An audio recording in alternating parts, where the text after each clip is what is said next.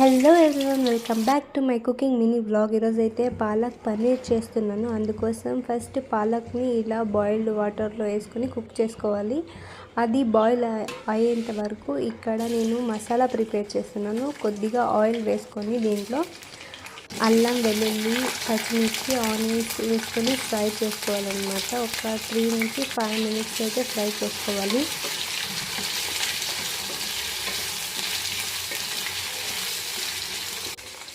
ఇక్కడ పాలక్ అయితే కుక్ అయిపోయింది. ఇంత కుక్ అయితే చాలు. దీన్ని సపరేట్ తీసి పెట్టేసుకొని చల్లనివ్వాలి. ఇలా పక్కన పెట్టేసుకొని ఈ మసాలా అంతా బాగా నీట్గా ఫ్రై చేసుకొని ఇది కూడా చల్లారడానికి పక్కన పెట్టేసుకొని తర్వాత నేను ఇక్కడ 200 గ్రామ్స్ పన్నీర్ తీసుకొని క్యూబ్స్లా కట్ చేసుకుంటున్నాను. ఈ సైజ్ అయితే నాకు సరిపోతుంది. ఇంత సైజ్ అయితే కట్ చేసుకున్నాను. నెక్స్ట్ ఇక్కడ అదే బాండీలో కొంచెం ఆయిల్, కొద్దిగా బటర్ వేసుకొని ఫ్రై చేసుకోవాలి. పన్నీర్ని ఫ్రై చేసుకోవాలన్నమాట. చాలా ఎక్కువ హీట్ చేసుకొని పన్నీర్ని వేయకూడదు, ఎందుకంటే కడాయికి మొత్తం పన్నీర్ అంటుకుపోతుంది. అలా కాకుండా మీడియం ఫ్లేమ్లో పెట్టేసుకొని పన్నీర్ని ఫ్రై చేసుకోవాలి. నేను ఇక్కడ కొంచెం సాల్ట్ వేస్తున్నాను. తొందరగా గోల్డెన్ బ్రౌన్ వచ్చేస్తుందని చెప్పేసి ఇక్కడ ఇంత ఫ్రై చేస్తే చాలు.